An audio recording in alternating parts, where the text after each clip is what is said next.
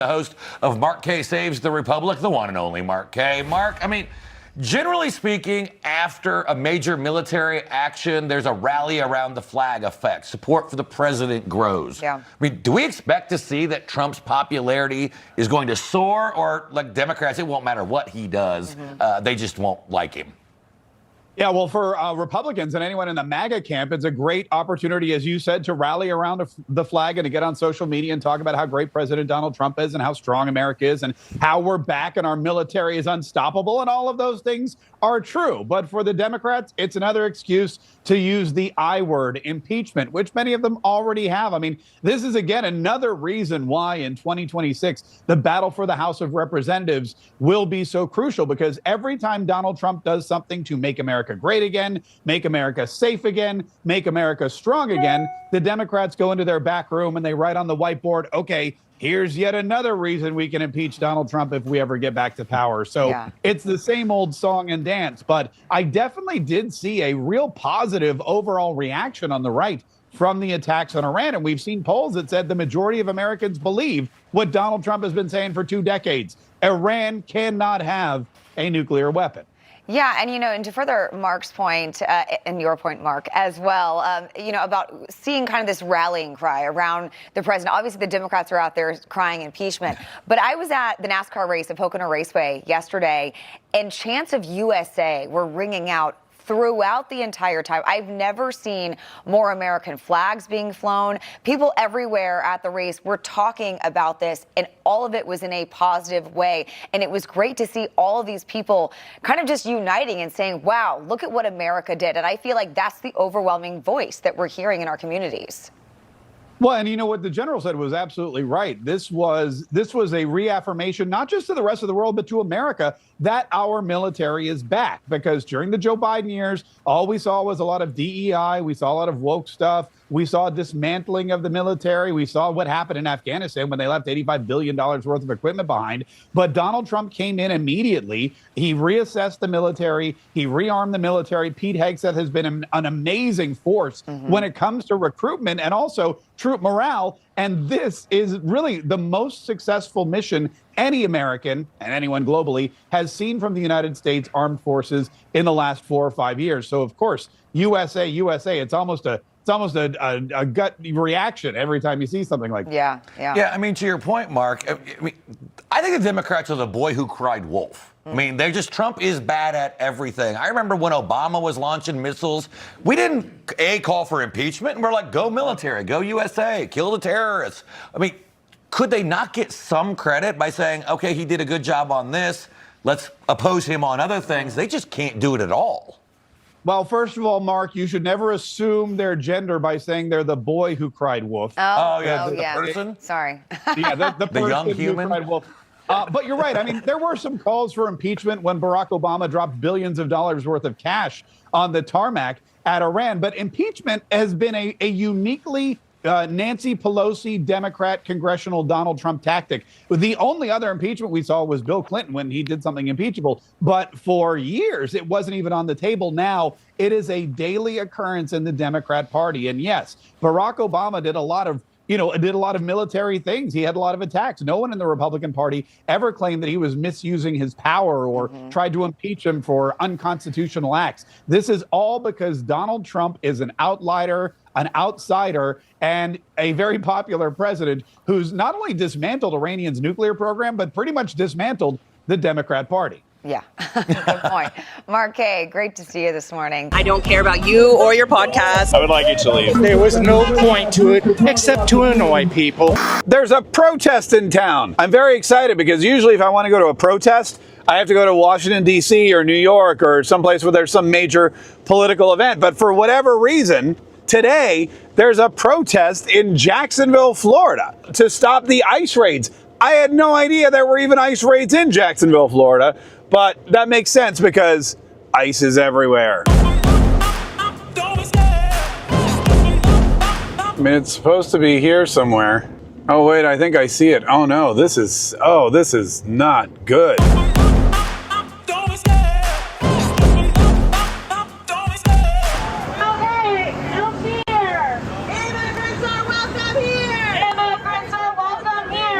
Say stop!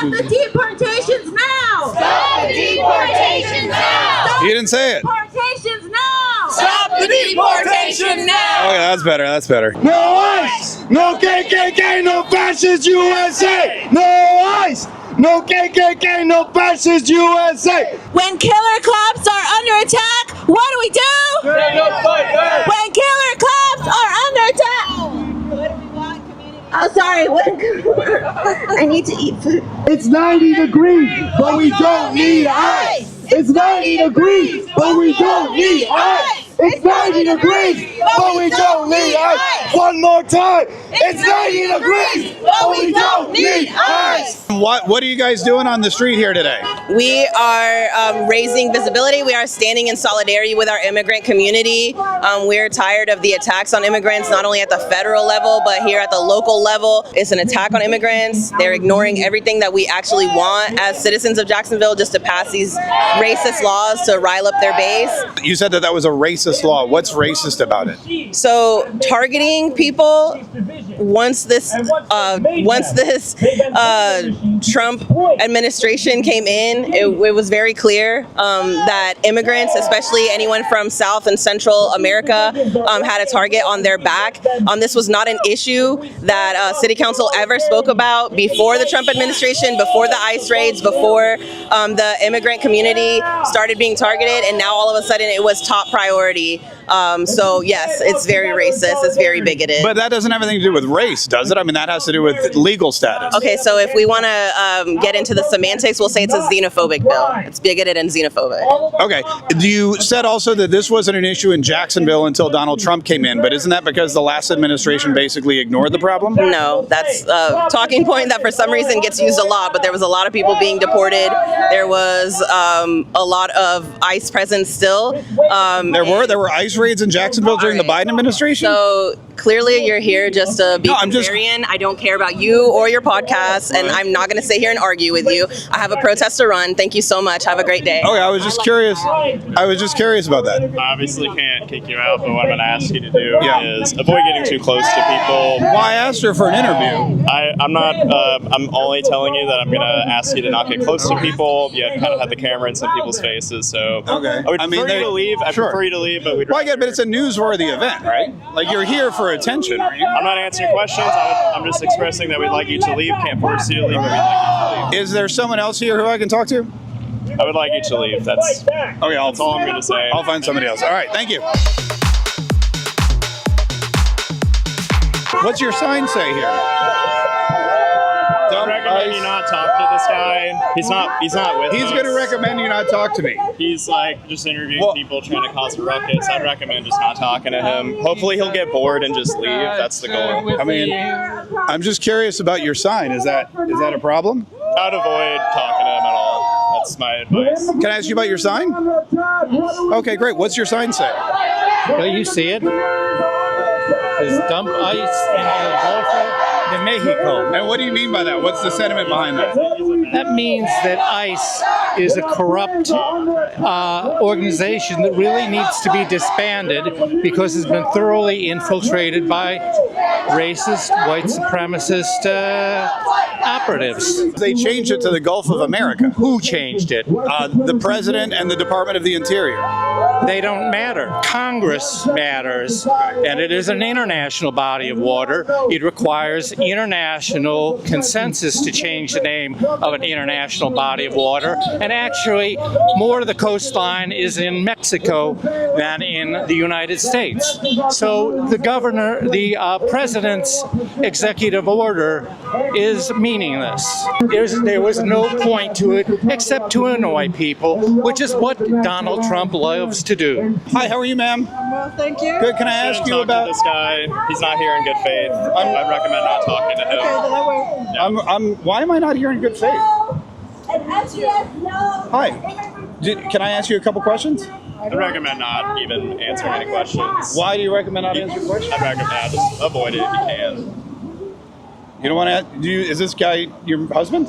No, No. Do you work for him? I don't. Oh, okay. Would you don't have to answer? respond to him at all. Would you answer some He's questions not for gonna go me? away until we all just stop answering questions. So that's the recommendation All I make. Thank you. Sir, can I ask you about your sign? Don't talk to this guy. Don't even say anything. Are you like a cult leader? Is that why they all listen to you?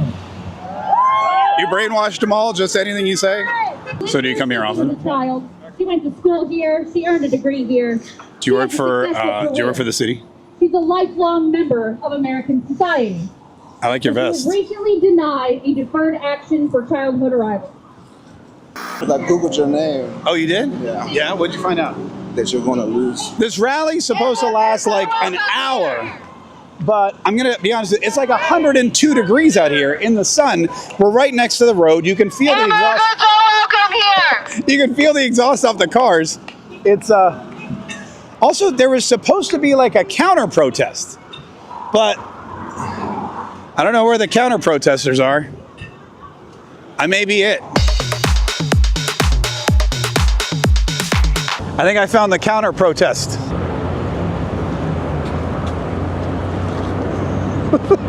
What's the other side say? See, that's great. Chandler, are you getting a lot of honks? Yes, sir. More than them.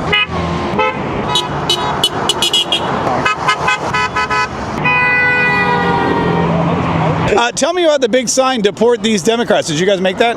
Oh, that's his sign. He made it, but I think it's mainly because of that they support terrorists and illegal immigrants in our country. So if we're going to deport illegal immigrants, let's deport the Democrats as well. Obviously, it's a funny sign, but it's a good sign. I like it. Yeah. Do you do a lot of these? You go to a lot of these protests? I don't know how many there are around here, but yeah, no, I actually follow some Democrat websites to find where they're gonna be at, so I can come counter protest. So I go to a lot. I came here from Dallas-Fort Worth, Texas. I was a precinct chair, so I did a lot of politics out there. So yeah, I just wanted to come to Florida and start my political career off by counter protesting and go to a different protest. You didn't just come from Texas for this protest, did you? No. I was about to say that'd be a wasted trip. Yeah, exactly. Are you saying hi to them? No, I'm saying stinky. You guys stink. Red looks terrible on you. Oh, hi, you're so cute. Not you, the dog. Yeah, the dog. Red looks terrible on you.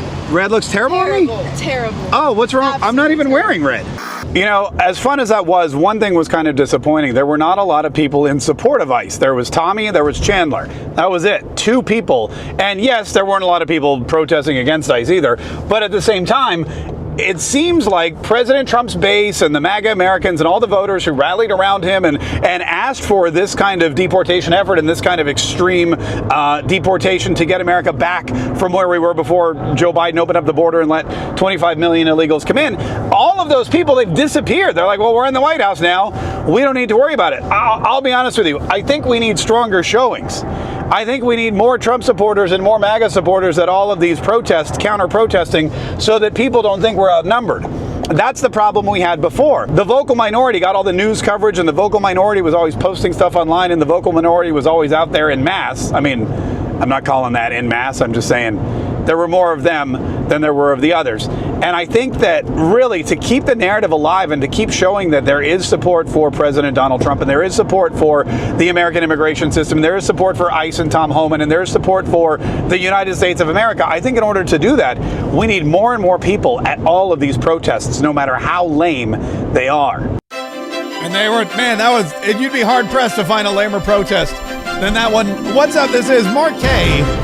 Saves the Republic. Hang on, let me check my settings here. Yeah, looks good. Look at that. It looks like checks out. Man, what a busy day we've had. What a busy weekend. Not only did we stay up late Friday night after President Donald Trump told everybody, guess what we just did? Guess what, guys? Remember that 2 weeks? It turned into 2 days. But not only did we stay up late Friday, we woke up early Saturday because there were press briefings for the press by the Secretary of Defense, by the Joint Chiefs of Staff, or the Chairman of the Joint Chiefs of Staff, rather, General Raisin Cain.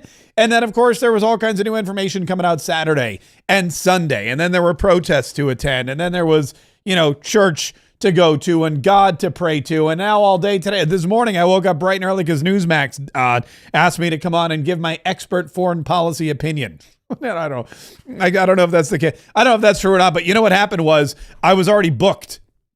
They booked me last week on Newsmax, and I guess they're like, all right, well, we got Mark Kaye on. We got to ask him about Iran because that's the big story. And of course, the big story will continue to be Iran. Moments ago, moments ago, Iran State TV and also here locally, a lot of Fox News, Newsmax, other stations saying that Iran is now attacking U.S. bases in the Mideast, mostly in Qatar.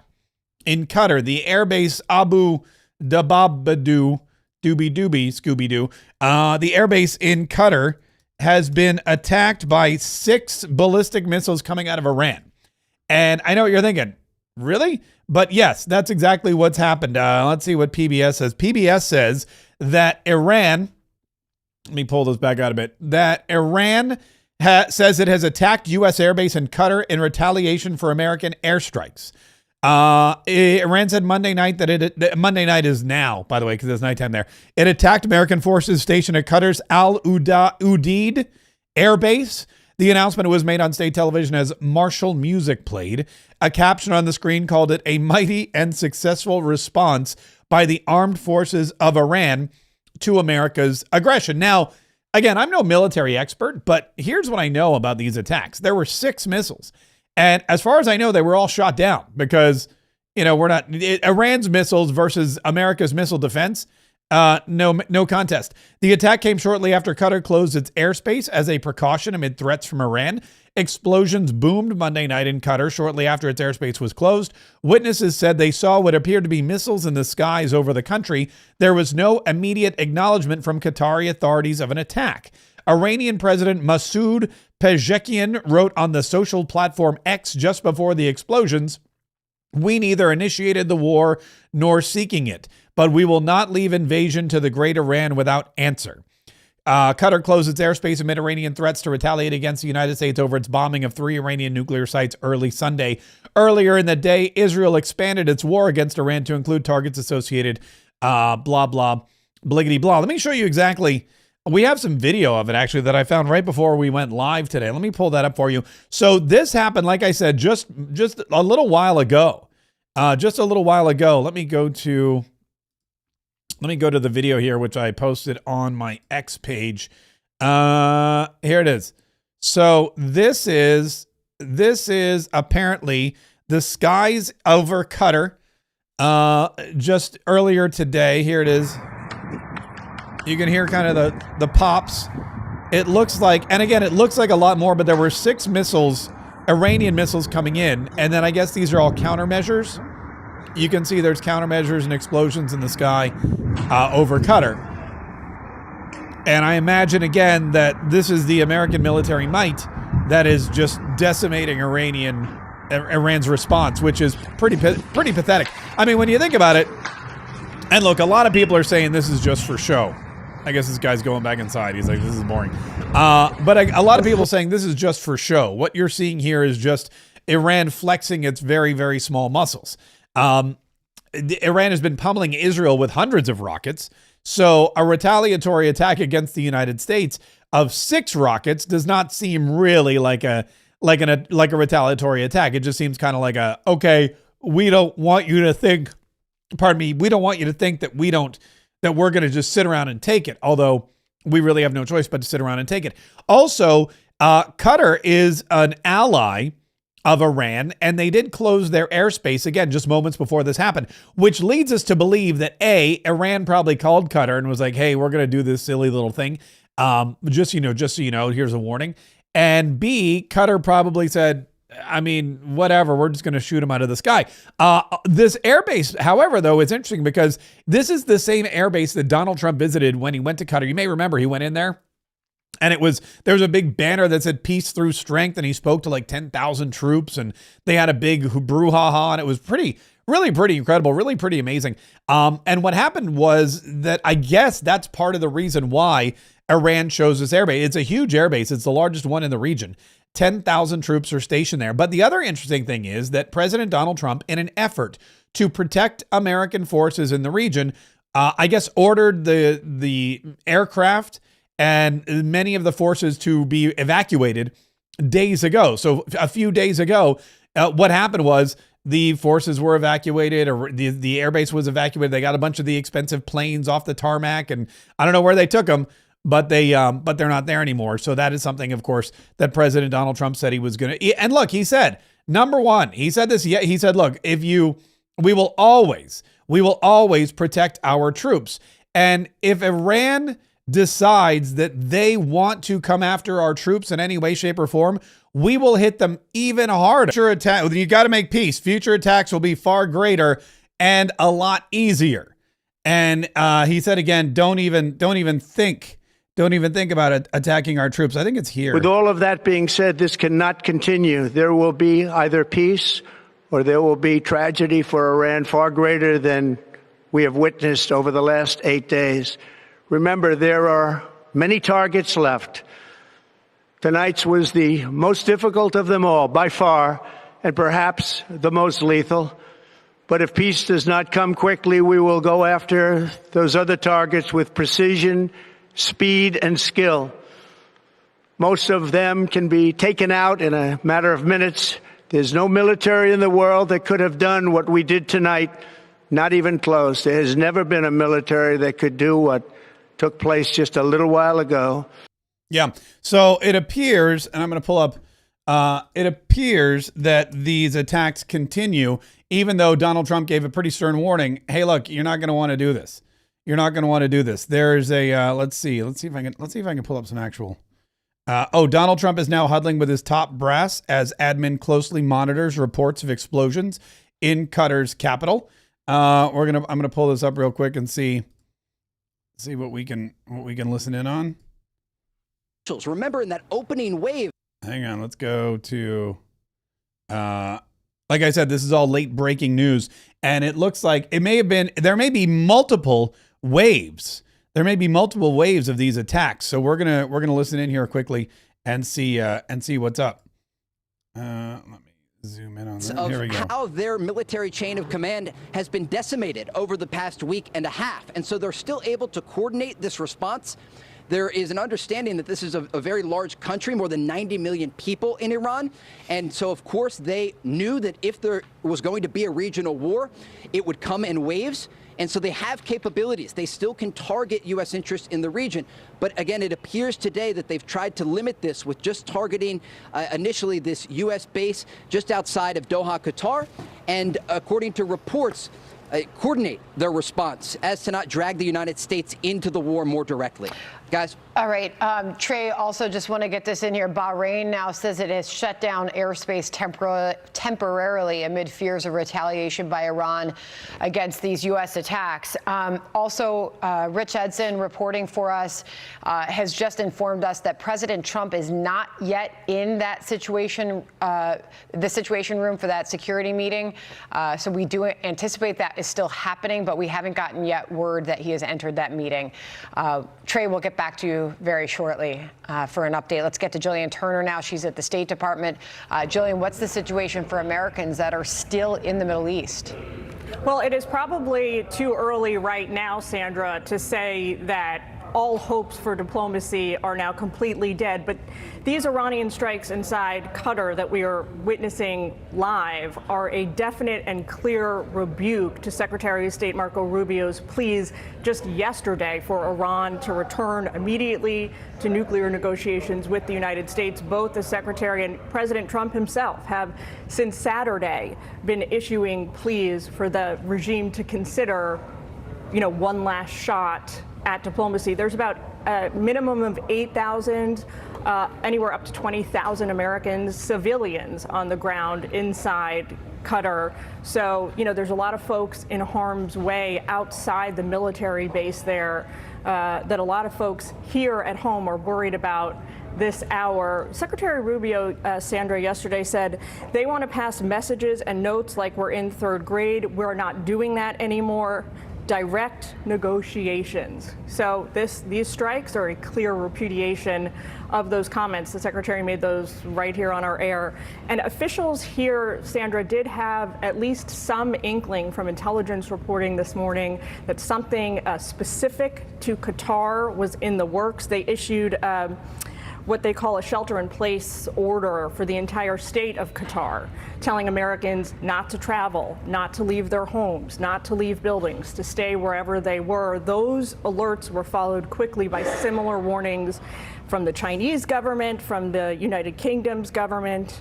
It's worth noting that just yesterday, State Department had issued this worldwide threat alert for all Americans anywhere in the world. So sometime between just over 24 hours ago and now, they were able to narrow down specific threats against Americans literally across the globe to the Middle East region and then by extension to Qatar. It's quite an amazing intelligence feat to achieve in 24 hours as well. Presumably some of this is coming from sharing between the Four Eyes. The United States is continuing to share intelligence with the United Kingdom, as always, with France, with Germany, and we're also getting intelligence from them as well, something that Jennifer Griffin flagged for you last hour, I think it was. Okay, she's not coming. I'm trying to find a natural stopping point, but she doesn't seem to breathe. She just keeps going. But yeah, this is something that probably they were prepared for. Evidently, they had 24 hours warning about, and this is something that is not at all surprising. But again,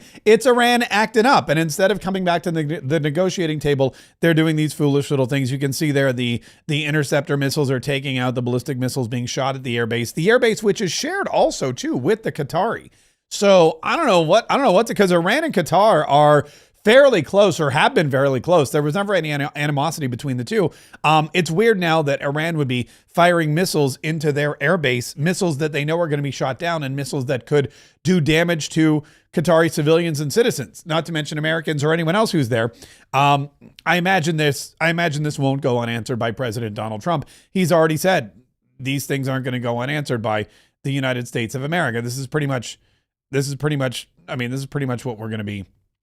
This is pretty much what we're going to be, up to. Now, one of the other things that President Donald Trump did was he sent his administration officials, his cabinet secretaries, his experts, his four horsemen, if you will, Pete Hegseth and Marco Rubio and JD Vance and Raisin Kane. He sent them out to do all of the shows, the Sunday morning shows, because look, that's where people go. Every time there's some kind of newsworthy event on a Friday or a Saturday, you show up on one of the Sunday shows. And Marco Rubio, I guess, drew the short straw, and he ended up on Margaret Brennan's Face the Nation. And as a result, he had to school Margaret Brennan on exactly how this information, intelligence information works. I don't know why Margaret Brennan, again, I played this earlier today during the 47 Daily, but it's just so juicy. We're gonna go over it again. I don't know how Margaret Brennan is still a thing. I don't know how this woman continues to hold her job, because every time she has somebody on who is high profile, high ranking, or a newsmaker, every time she tries to grill somebody or try to catch them in a gotcha moment, she fails miserably, and she ends up just getting it handed to her by her guest. This was, the same Margaret Brennan when JD Vance said, "I don't care, Margaret." It's her. It's the same one. And now Marco Rubio is out there going, "What do you even know about intelligence? You and intelligence have absolutely nothing in common." This is very simple. The president... Are you saying there that the United States did not see intelligence that the Supreme Leader had ordered weaponization? That's irrelevant. I see that question being asked in the media. That's an irrelevant question. No, they have that is everything the they need key to build point in U.S. intelligence assessments. You know that. No, it's not. Yes, it was. No, it's that not. The political decision had not been made. I know that better than you know that, and I know that that's not the case. But I'm asking you whether the order was given. And the people who say that, it doesn't matter if the order was given. They have everything they need to build nuclear weapons. Why would you bury things in a mountain, 300 feet under the ground? Right. Why would you bury why do they have 60% enriched uranium? You don't need 60% enriched uranium. The only countries in the world that have uranium at 60% are countries that have nuclear weapons, because they can quickly make it 90. They have all the elements. They have. Why do they have a space program? Is Iran going to go to the moon? No, they're trying to build an ICBM. No, but that's a question. That's a question of intent, and in the intelligence assessment that it was that Iran wanted to be a threshold state and use this leverage. I'm talking about the public March assessment, and that's why I was asking you if you know something more from March. But that's also an inaccurate representation of it. That's an accurate representation of it. That's not how intelligence is read. That's not how intelligence is used. Here's what the whole world knows. Forget about intelligence. What the IAEA knows. They are enriching uranium well beyond anything you need for a civil nuclear program. So why would you enrich uranium at 60%? Right. If you don't intend to one day use it to take it to 90 and build a weapon. Right. Why are you developing ICBMs? Why do you have 8,000 short-range missiles and 2,000 to 3,000 long mid-range missiles that you continue to develop? Why do you do all these things? They have everything they need for a nuclear weapon. They have the delivery mechanisms, they have the enrichment capability, they have the highly enriched uranium that is stored. Yes. That's all we need to see. Right. Well, especially in the hands of a regime that's already involved in terrorism and proxies and all kinds of things around. They are the source of all yes, and no one's disputing that. I'm not doing that here. And they were censured at the IAEA for that enrichment and for violating their non-proliferation agreements. I was simply asking if we had intelligence that there was an order to weaponize, because you said weaponization ambitions. Well, we have intelligence that they have everything they need to build a nuclear weapon, and that's more than enough. Okay. I can answer that question for you, Margaret. No, you have no intelligence. That's exactly. I mean, come on, why? I don't know why these reporters or these anchors pretend that they have sensitive information, that they are privy to whatever kind of intelligence information Marco Rubio and J.D. Vance and Secretary Hegseth and Donald Trump and all the generals and the Joint Chiefs. Why do they think that they have the same kind of knowledge and behind the scenes information as those folks? Why do they think that? Why is that something that they just assume that they know because there was a public assessment in March, which was months ago, that they know what the latest and the most up-to-date information is that Donald Trump has been going on. And Donald Trump, said, look, we're going to follow this situation. We're following Israel. We're making sure we understand what's happening. We're making sure we're not going to let Iran get a nuclear weapon. He said repeatedly over and over and over again, Iran cannot have a nuclear weapon, and they can't. And now they don't. And they want to fire some missiles at our airbase, and that's just going to exacerbate the situation. When really what they should do is they should just come to the table for diplomacy, which is all Donald Trump ever wanted. Donald Trump, everybody. How many times? Like, it almost got boring. I'm going to be honest with you. It almost got boring to hear Donald Trump say they need to make a deal. They cannot have a nuclear weapon. They've got to make a deal. They've got to come to the table. We need Iran to make a deal. We asked Iran, do you want to make a deal? Donald Trump tried to stop this war. Donald Trump tried to stop any kind of invasion. Donald Trump tried to stop everything. He called Benjamin Netanyahu and said, do not bomb Iran. We are in the middle of diplomacy. We're in the middle of a negotiation. Do not bomb them. He wrote him a letter. He gave him 60 days. In fact, Marco Rubio was telling Maria Bartiromo, here's exactly what happened. Here's the entire plan. Are we now at war with Iran? No, we're not. This is not a war against Iran. This is very simple. 67 days ago, the President of the United States sent the Iranians a letter, and it said, you're not going to have nuclear weapons. You're not going to have a militarized nuclear program. Let's negotiate. I want to do this diplomatically. I want to do this peacefully. They tried to play him along the way they've played every American president for the last 35 years. And, the president told them, if we don't get a deal, which is what he wanted, then I'll have to handle it differently. And that's what he did last night. He handled it differently. But that was an Iranian choice. We didn't make that choice. They did. By playing games with Donald Trump, they made a huge mistake. And President Trump acted last night. And I think the world today is safer and more stable than it was 24 hours ago. And a bunch of these countries putting out statements condemning us, privately, they all agree with us that this needed to be done. They got to do what they got to do for, their own public relations purposes. But the only people in the world that are unhappy about what happened in Iran last night is the regime.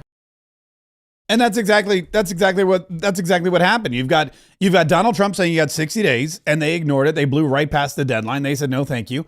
And now all of a sudden they get bombed. They get their nuclear facilities destroyed in what was, again, one of the most incredible military military operations. I mean, the way Raisin Kane talked about it, he said we had the element of surprise the entire time. There was misdirection involved. There was complete silence. There were no leaks out of the Pentagon, which is the largest build. I mean, there's more people that work at the Pentagon and in the American military than pretty much anywhere else. And the fact that none of this information leaked, the fact that none of it got out to the media, the fact that nobody added or reported to their Telegram chain. Sorry, I'm just kidding. We love you, Mike Waltz. Well, it could have happened to anybody. The fact that none of that happened is amazing. And it really speaks to Secretary Hegseth and his ability to control his entire department, and also Donald Trump's entire administration, the way they were able to execute this plan so perfectly. One of the really interesting things, though, was the reaction of the Democrats. Couple of funny things. There was video that I played on. Oh, here it is. Bernie Sanders was in the middle of, this is so funny, a Fight Oligarchy tour stop.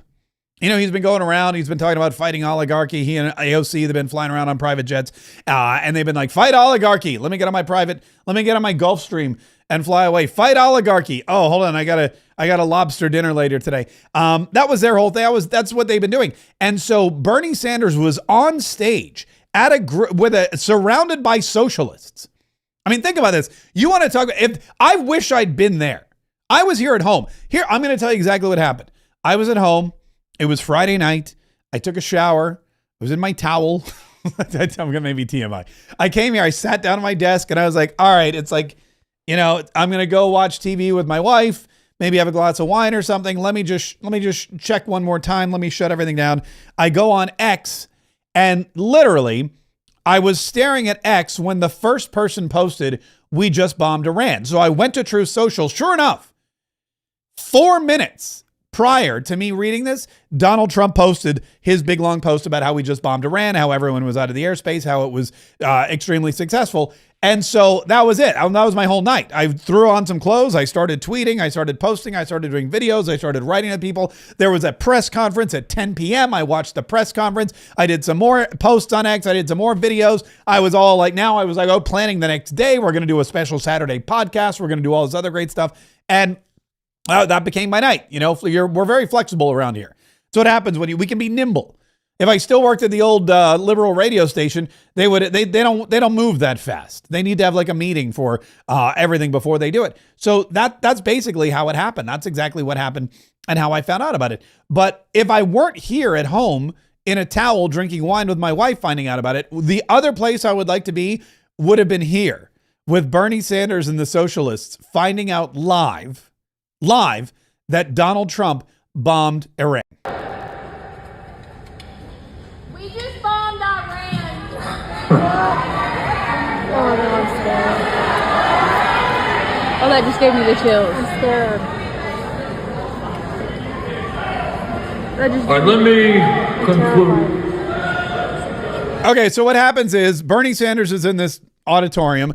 He's standing at a pedestal. He wasn't really saying anything, so I don't know if he just forgot what he was saying or if he was done or if he was taking a dramatic pause. But then this girl yells out, "We just bombed Iran." And someone's recording on their phone. So there's a murmur and then an aide runs out to the podium to confirm with Bernie Sanders that yes, indeed that did happen. And apparently he has a copy of the statement that Donald Trump posted. Oh dear God. And these people are freaking out. And now they're howling. And they're yelling, "Oh, dear God," which is weird because I didn't think that socialists believed in God, but whatever. This is a statement from Donald Trump, quote, Oh dear God. "We have completed our very successful attack on the 3 nuclear sites in Iran," etc. Are they booing that it was is successful? Donald Trump said we just completed our successful bombing of Iran and everyone booed. Did they want it to be unsuccessful?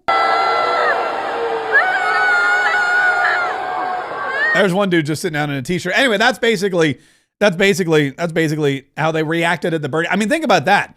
Bernie Sanders live on stage finding out that Donald Trump just bombed three nuclear facilities in Iran and basically destroyed their entire nuclear operation, making America and the rest of the world safer. That's amazing. I would have loved to have been there.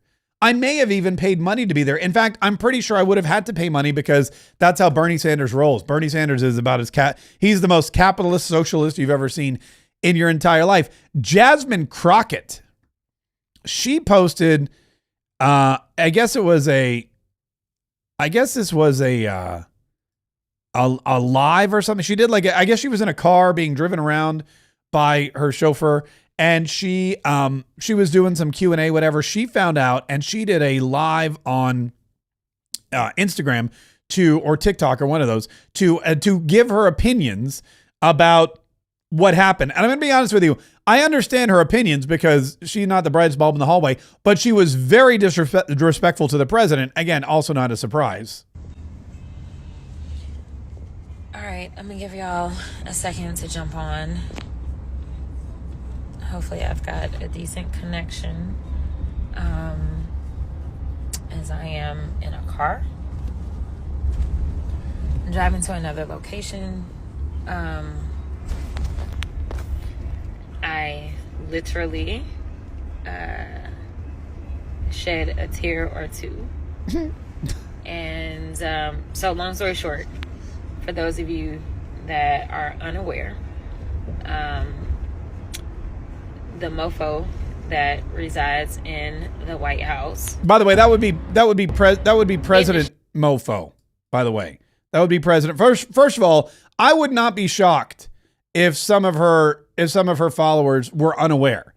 She goes, for those of you that are unaware, we bombed Iran. And I imagine that a lot of people that follow Jasmine Crockett on TikTok or on Instagram or anyone who voted for, anyone who's a Jasmine Crockett fan, I imagine they probably are low information. I imagine they don't know that. So it's probably good that she reiterated but it's President Mofo would be the more respectful way to put it. Are unaware. The mofo that resides in the White House has unilaterally, in my estimation, declared war.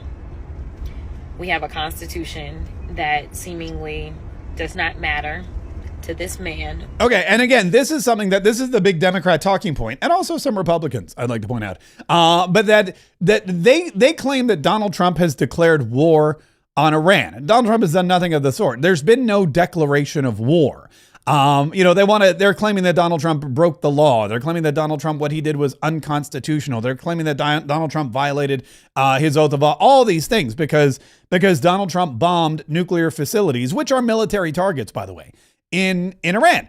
And if you read the Constitution, which clearly she hasn't done, then the commander-in-chief has the ability. He's the sole commander-in-chief of the United States military. He's also there to protect the United States and the Constitution from all enemies, foreign and domestic. And outside of a declaration of war, which is, yes, Congress's job to formally declare war, the president, by the way, has the ability to use the military, the American military, as he sees fit in a limited capacity to counter attacks. And man, we have been attacked by Iran for decades. Donald Trump is the only one who said, finally, we're probably not going to just sit around and take it anymore. The people that are supposed to be advising him, I will say that I want to give a shout out to a Republican, Thomas Massie, who made it clear that he wanted to reiterate that the power as relates to war declaration, the power that we derive from the Constitution, it resides with Congress. Yeah. Okay. So this is probably bad news for Thomas Massie. Thomas Massie's got a lot of problems these days. Thomas Massie came out against President Donald Trump using the well, you know what? Here, I'll just play it for you. The Speaker of the House, who is from your own party, has really rejected this. He says the Article 1 power of Congress really allows for the president to do this. It was a limited, necessary, targeted strike, he says. Well, he's probably referring to the War Powers Act of 1973, but that's been misinterpreted. There was no imminent threat to the United States, which was what would authorize that. And I think that's peculiar to hear that from the Speaker of the House. Look, Congress was on vacation last week when all this was happening. You haven't been briefed on any of We the haven't been briefed. They should have called us all back. And frankly, we should have debated this War Powers resolution that Ro Khanna and I offered instead of staying on vacation and doing fundraisers and saying, oh, well, the president's got this under control. We're going to cede our constitutional authority. Okay, now I will agree 100% with Thomas Massie that Congress takes way too much vacation. Congress is on vacation all the gosh darn time. Congress does not work enough, in my humble opinion. And when I get to Congress, I'm going to suggest that to them. I'm going to say, guys, look, we probably could work more. It'll be very unpopular, but I plan to be a very unpopular congressperson when I get to Congress, because the most effective congresspeople are the ones who are more concerned with the popularity or the approval of the people they represent than their peers in Congress. You should.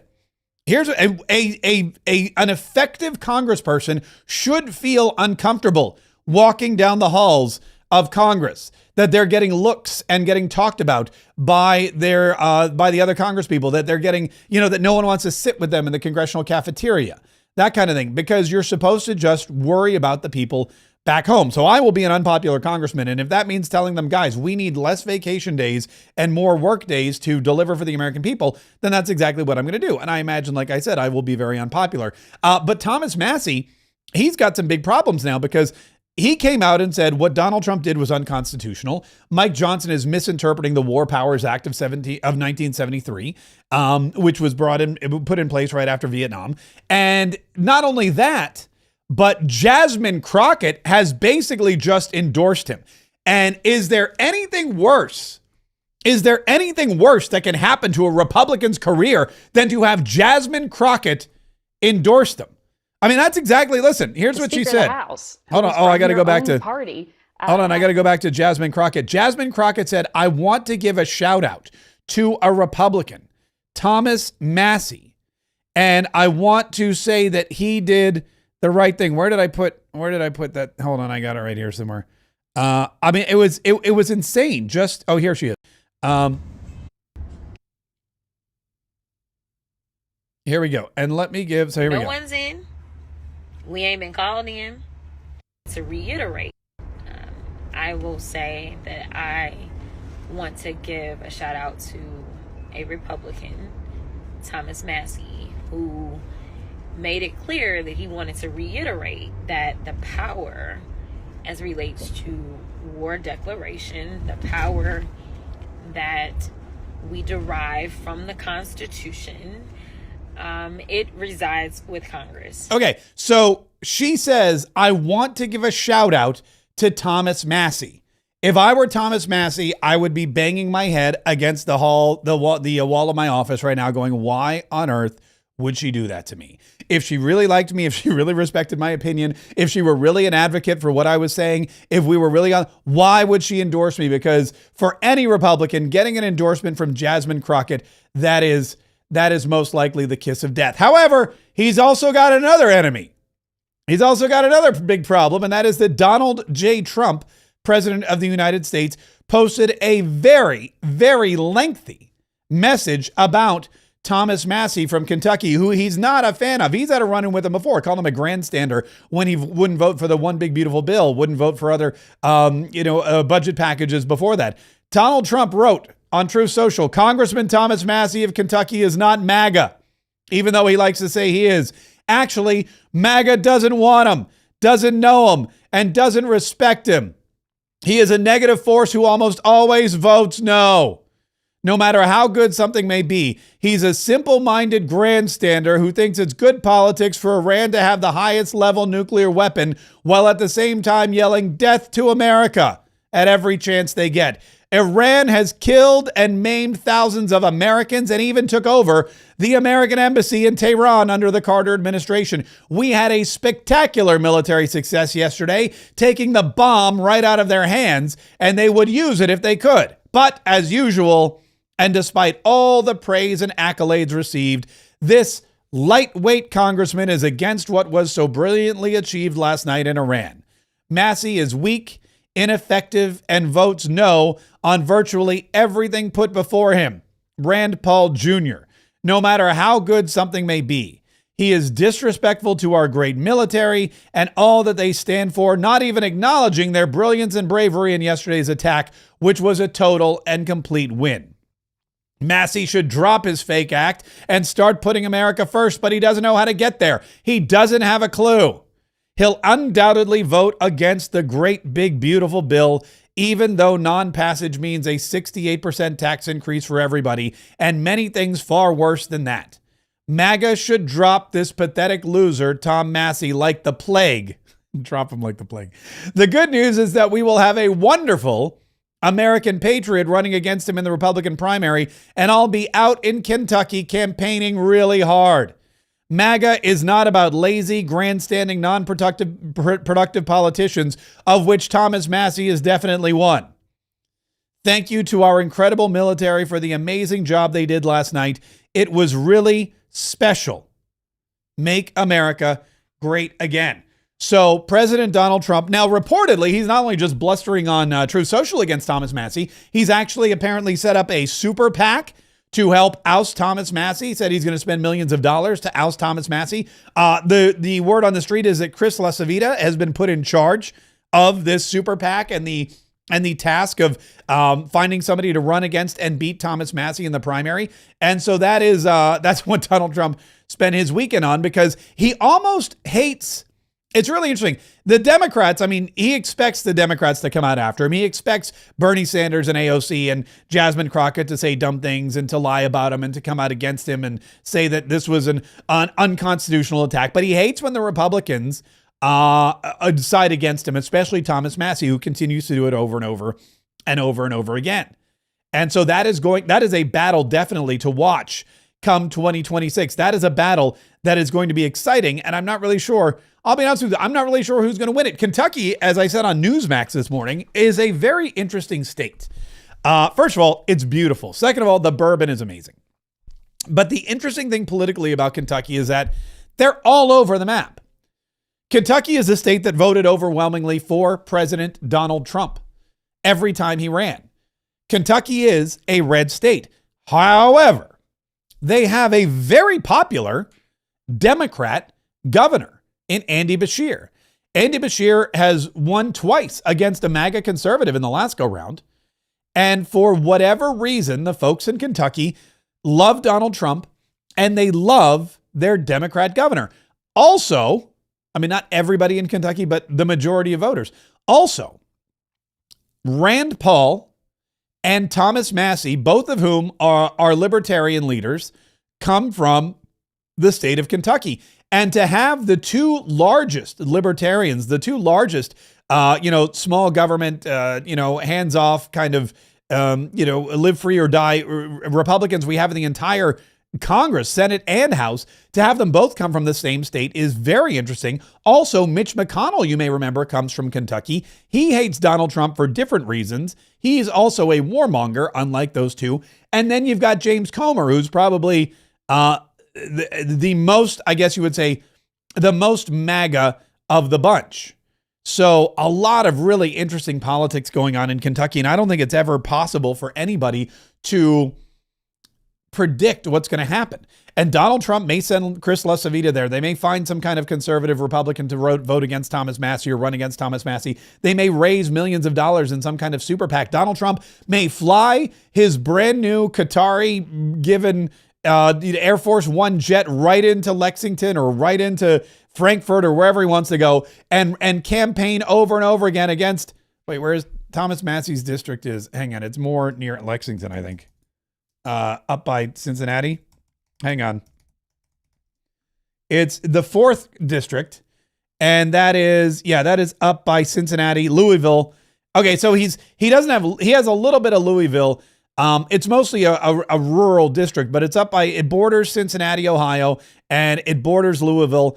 It's kind of this big, long, totally gerrymandered looking district. But they're going to find somebody there, Donald Trump says, and they're going to run him, and they're going to do everything they can possibly to oust Thomas Massie because they don't like him voting against Donald Trump at all. And speaking out against Donald Trump and his effective military actions like what we saw over the weekend. Who's really interesting in this whole thing is there's another Democrat, Senator John Fetterman. And wouldn't you know it, the smartest Democrat is the one who suffered a stroke while in office. That tells you a lot about how Democrats think. Democrats' brains are so just deluded. These people are so delusional. They have such TDS. The Democrats are just so warped. They're just so warped and twisted. They have no sense of reality or common sense or what really needs to go into governing or what America's all about or constitutionality. They just don't know anything. That the most, I guess you would say, the most normal of them is the one whose brain had a total biological relapse after a stroke. there's going to be a lot of people in my party that are going to disagree with the strike in Iran. And I actually support that. I've been always calling for that thing. I think it was entirely appropriate. And again, there might be votes on that. So for me, that's not a war. That was a very limited military exercise, and it struck that. And then that's where we're at. So really, it really wasn't about unconstitutional or it's anything like that. It was like a very, very limited military engagement, and then it took them out, damaged them severely.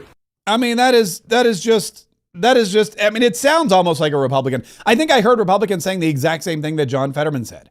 It's not a war. It was a specific targeted attack. It took out a threat to the United States of America. It was very successful, and President Donald Trump did the right thing. I've been calling myself for this, said John Fetterman. John Fetterman, a Democrat from Pennsylvania, has been calling for this kind of targeted airstrike against the nuclear capabilities of Iran for some time, and he's happy and proud that the President of the United States acted in the way that he did. And he said, look, some people in my party are going to be calling for impeachment, which they are. They're already calling for impeachment. They're saying we need to impeach Donald Trump, which is another reason we really need to audit the Republican Party and make sure that we have the strongest leaders in place. Because if we don't audit the Republican Party and make sure that we have the strongest leaders in place, then what's going to happen in Congress in 2026? You might say regime change. You might say regime change. By the way, Donald Trump toyed with the idea of regime change, which is kind of funny because everybody on his staff was speaking out against regime change over the weekend. And I'm going to share that with you here in just a minute because I have a theory. I have a theory about this Truth Social post that I haven't heard anyone else place. I have a theory about Donald Trump posted on Truth Social. It's not politically correct to use the term regime change. But if the current Iranian regime is unable to make America great again, why wouldn't there be a regime change? MIGA, which stands for Make Iran Great Again. I have a theory about this tweet, and I'm going to get to it here in just a minute. But first, I have to talk to you a little bit about my hat. Hang on, I got to take my headphones off. So when I started running for Congress, I called my hat guy, Eric. Eric said, by the way, I have the best hat guy. All my hats come from the same hat guy. And I wrote to him and I said, I need some hats.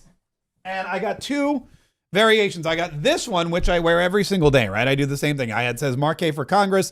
It's a white front, red lettering. It has the American flag on the mesh.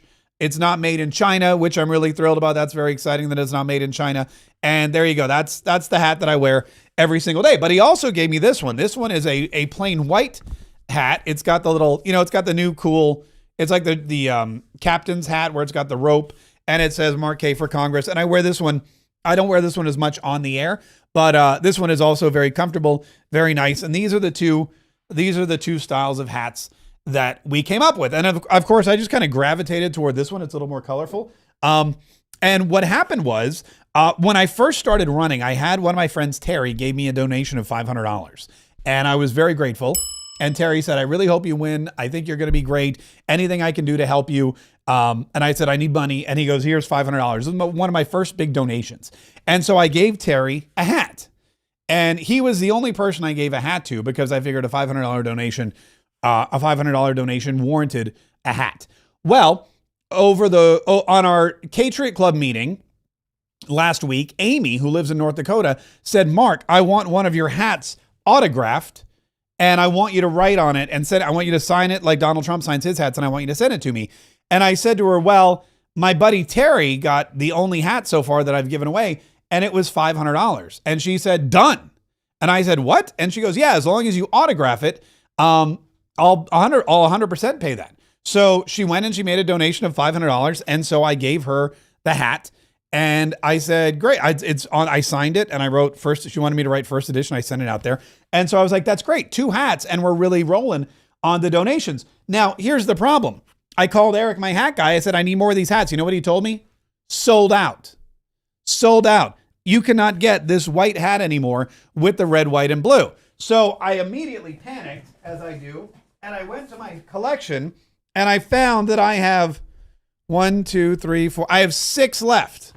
1, 2, 3, 4, 5. I have 6. That's it. I only have 6 of these Mark Kaye for Congress hats left.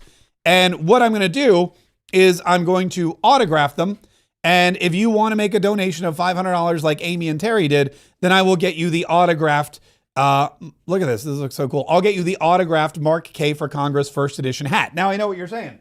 I don't have $500. What are you kidding me? I mean, I want you to win. I want you to win, but I don't have that kind of money for a hat. I get that. And some people are in a different position financially than others. Some people are into collectibles more than others. I understand perfectly. We will be looking for other hats. They won't be autographed. They'll be a lot cheaper. And we'll get to those here in just a minute. But if you want one of these, limited edition, and again, they will be, in fact, here, I'm going to show you.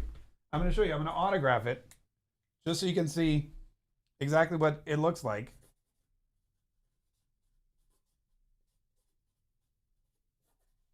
There you go. See?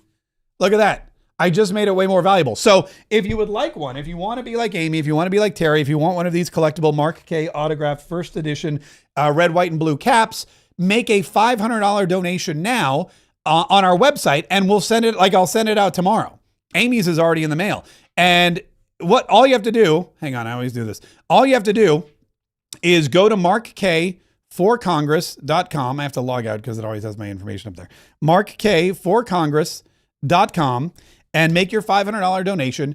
And we're monitoring it, of course. We'll see that you made it, and we will autograph the hat, and we will get it out to you in the mail. Now, if you're like, I don't wear hats, and you just want to make a donation, by all means, we need all the help we can get, because we are going to be battling against a machine. We are battling against an incumbent. We are battling against somebody who has a lot of money, not just in PAC money and donations from their rich friends, but this is a guy, I mean, think about this. This is a guy who spent the last 10 years trading stocks.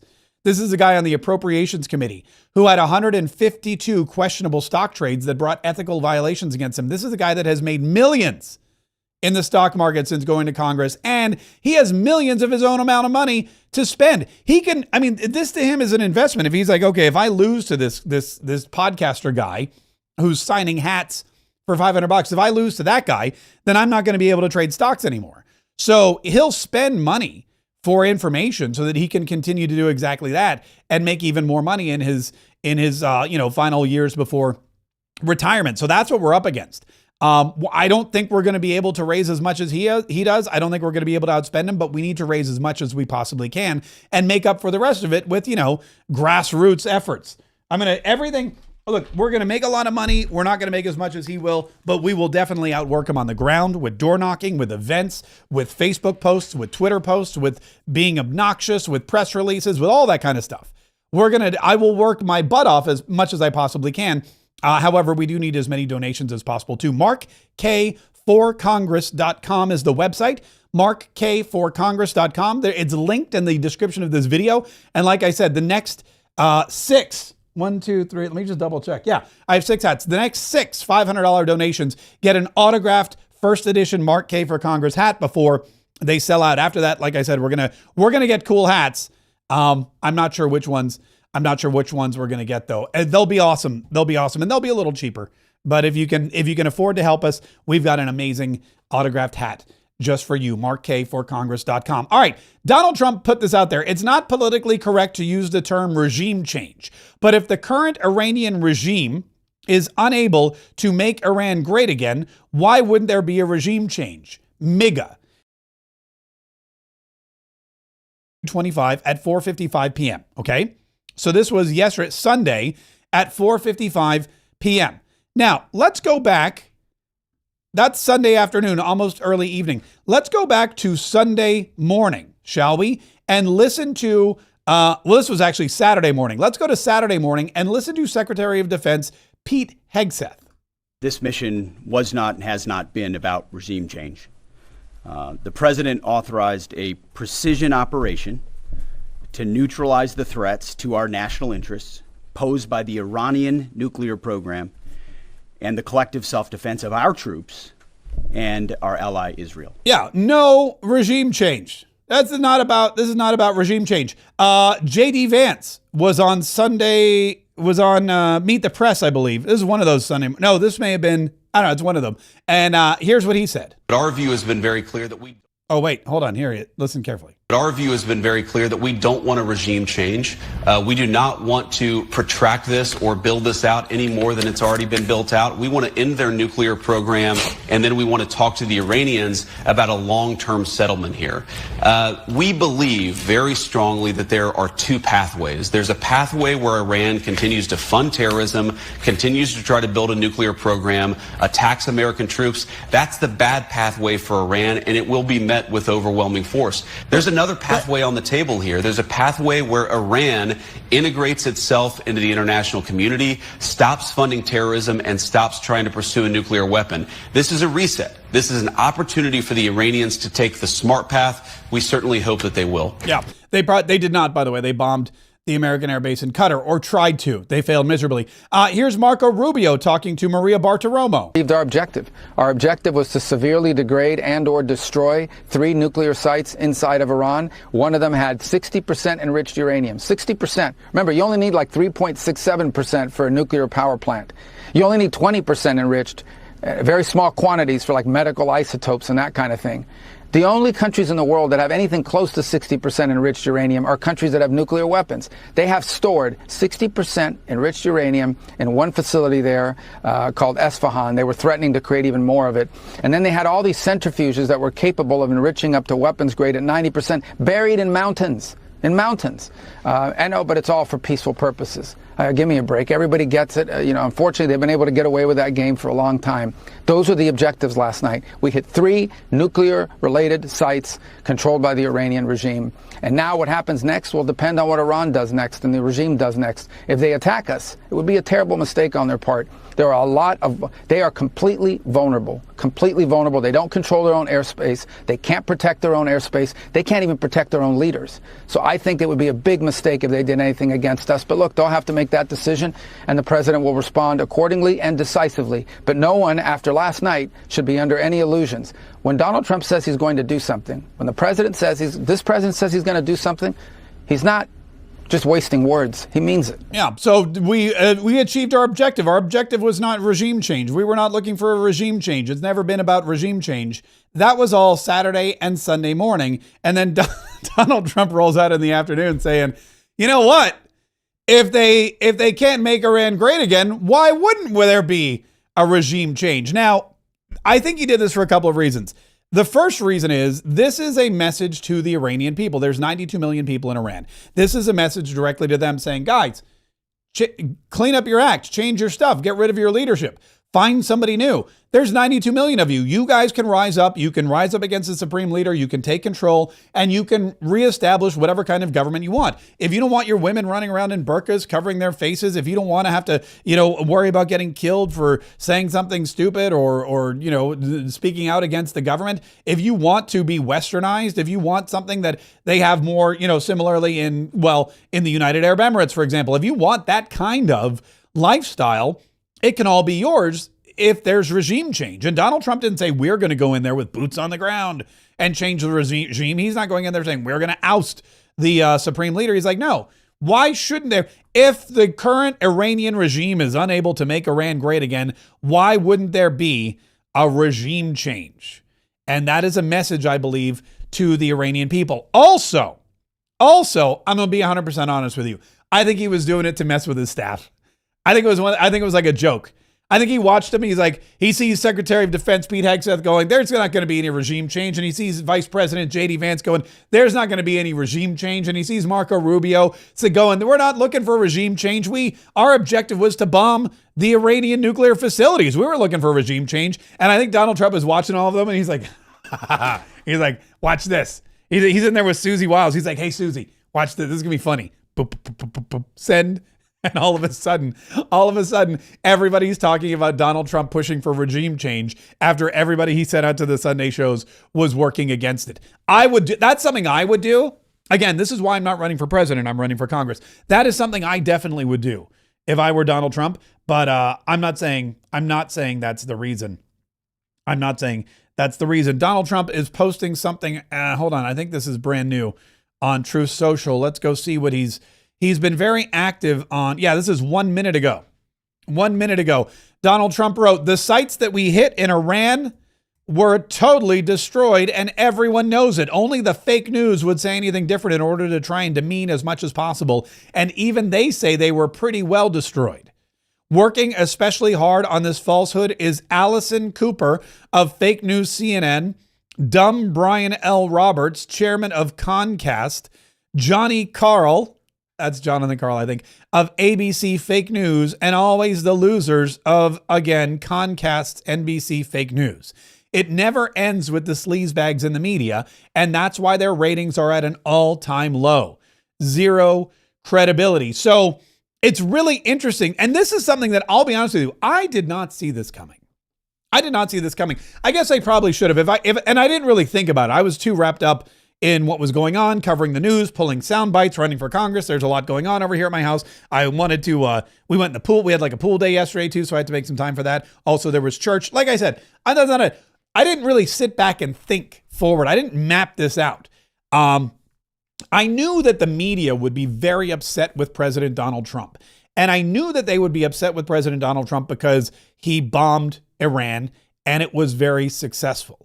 And had I actually sat and thought about it for a minute, I could have predicted, yes, the way they're going to try to hit back at Donald Trump is not to say that this was the wrong decision, because look, if they say this was the wrong decision and Donald Trump shouldn't have attacked Iran's nuclear capabilities, then the media, all of these people, they would be siding with Iran. They'd be siding with the murderous, thuggish terrorists, the bullies of the Middle East, the people who have sponsored and paid for Hezbollah and Hamas and the horrible events of October 7th in Israel. They would have been siding with people who are known for kidnapping and killing American citizens. They couldn't do that.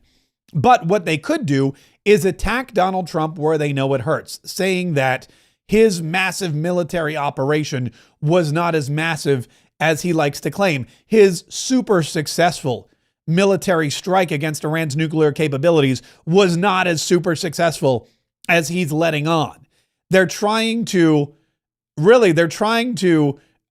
after, I guess you would say, Donald Trump's, I don't want to say manhood, but they're trying to attack Donald Trump as the military force, the strength in the peace through strength doctrine. And that's exactly what we probably could have predicted that. I mean, I'm sure someone did. It just wasn't me. But that's what they're doing. That's the only tact they can take now. They can't say you were wrong to fight against Iran. They can't say Iran should have nuclear capability. They can't say they can't take Thomas Massey's side. They can't take the side of Jasmine Crockett or whatever, because it's just too Looney Tunes. What they can do is say, okay, you said you destroyed their nuclear weapons, but maybe you didn't. Maybe they moved all the enriched uranium. Maybe there's going to be more strikes because there's still facilities and centrifuges that are spinning and working. Maybe they can rebuild.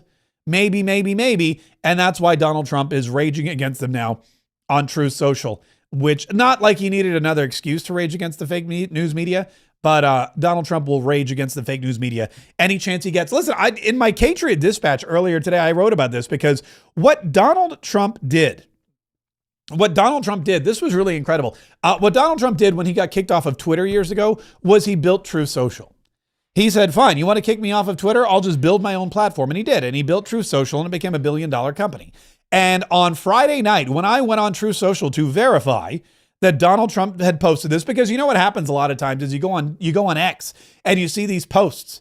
Donald Trump posted on his Truth Social, or someone's like, here's a clip of Donald Trump on Truth Social, or just now on Truth Social. And it's all made up stuff, because what you can do is you can go in and you can change it, and you can use Photoshop, and you can use all that kind of stuff to manipulate, what it looks like Donald Trump is writing. So Donald Trump said, I'm just going to write my own, I'm going to create my own platform. And I went there to verify it. And it was so bogged down with traffic that I couldn't get on for like 5 minutes.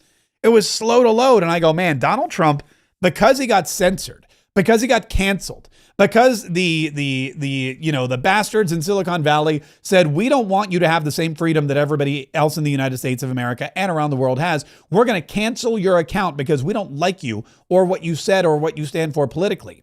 Because of that, Donald Trump created Truth Social. And on Friday night, it was so big and so powerful and so sought after that it almost crashed. We talked about the White House Wire. The White House Wire is something else that I follow. Donald Trump, the Drudge Report turned on Donald Trump, became anti-Trump, became anti-American, anti-MAGA. And so Donald Trump created his own news aggregator when he got back to the White House, the White House Wire. And now you can go there and you can read all the stories that Donald Trump and his staff curate about all the truthful things that Donald Trump is doing to help make America great again. These are the same reasons why. It's the same reason why when I got fired from the radio for being too intelligent and too conservative and got too gosh darn entertaining for the liberals that ran the joint, when they threw me out saying no conservatives allowed, we'd rather have moderates, we'd rather have anti-Trumpers broadcasting in your spot than you. When they did that, I had a choice to make. I could go find another radio job, which my agent and my parents and a couple of my friends and some other people in the industry were encouraging me to do. A lot of you were encouraging me to do, but I said no, because you know what's going to happen? If that happens, what's going to happen? What becomes of me? Then the next person can shut me down and the next person, and I will never be able to have a true voice. And Donald Trump is the same way. He knew that if he went to a different platform or if he placated the media or if he tried to make good, he would never have his own voice. So he created his own platform. He created his own media. And that's exactly what I did with this podcast. Not just this one, but with the 47 Daily. And it changes everything. When you have your own voice and your own platform from which you can deliver your own message to your own audience, it's a game changer. Not just politically, but for business, for financial reasons. If you run a charity, if you're some kind of evangelist, whatever it is you're trying to do, being able to control your own platform with your own voice and your own message to your own audience is a game changer. It's why Donald Trump got reelected so handily. It's why our podcast has grown from not one, but 2 daily podcasts, and why I'm able to continue to do this every single day. And I am doing a special event, something I've never done before, on Wednesday, where I show you how my complete entire media operation works from the podcast perspective. From beginning to end, I'm going to go through and I'm going to show you how I, and most importantly, how you can create a professional podcast, a platform that you control with your voice, reaching your followers and your customers and your fans, that earns you multiple streams of income. And we're going to do it in about an hour, maybe a little more. When I get excited about something, I talk a lot. This is this Wednesday, June the 25th at 8 p.m. Eastern time. It's my proven system. It's all free. All you have to do is sign up and say, yeah, I want to be there. You come in at 8 and you watch. And we're going to take questions. And like I said, I'm going to show you my exact system, my tools, how I promote it, how I publish it, how I come up with ideas, things you should never do when you're podcasting, the biggest mistakes that I see podcasters do every single day, and how to really use, first of all, why you should be podcasting. And number two, how to use podcasting as a multimedia advertising platform to grow your business. We're going to show you how to speak and grow rich with your own podcast by generating cash flow from, like I said, various different revenue streams. I'm going to show you the easiest way to create, produce, record, and distribute your podcast all for free. Not just me showing you for free, but there are ways you can do it all for free. I'm going to show you how to repurpose your podcast into multimedia, video and audio and website and merchandise and books and t-shirts and all kinds of great stuff. All the stuff that we do here at Kaye Media every single day. And of course, why, if you want to succeed in the new golden age, you must have a podcast. It is exactly the Trump mantra. Control the media. Have your own media distribution channel. Control your message. Have your own messaging system. Control your audience. Take out the middleman. Take out the Jonathan Karls. Take out all of the NBCs and the CNNs. Take out all of the fake news. You have a message. You have an audience. Don't let anyone else edit it. Get that message directly to them. Do it with a podcast and learn how to do it this Wednesday, June 25th at my Podcast Profits Live. Again, it's free. It is limited space. I don't have the biggest Zoom account there is. That's what she said. But I think we're getting up on capacity. So if you're interested, again, first of all, please only come if you're interested. If you just think it's going to be like another hour-long podcast, you're wrong. It's all about business. It's all about marketing. If that doesn't interest you, that's okay. But it does interest a lot of other people, and I'd like them to definitely have the seat. So make sure if that's you, go to markkay.com/podcast-profits, or the other thing you can do is you can just click on the link that I put in the description of this video. And that'll be Wednesday. That's a couple days from now. I'm very, very, very, very excited about this. Look at this. We sold a hat.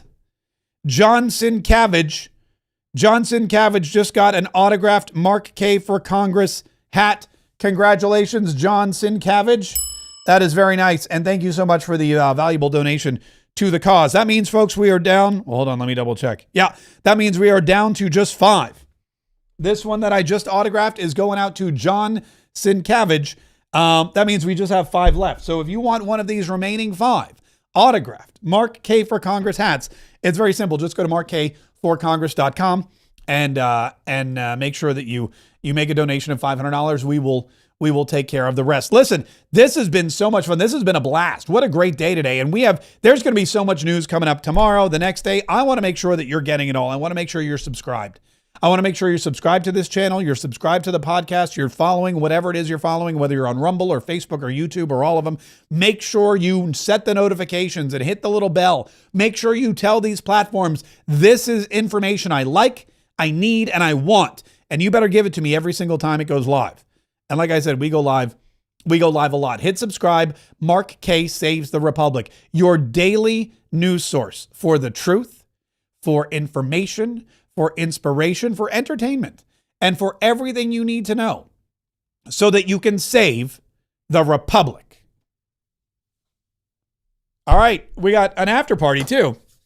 After party's coming up here in just a minute. And if you want to join us for the after party, go to kayetriots.com and sign up. We'll be doing it in like 3 minutes from right now.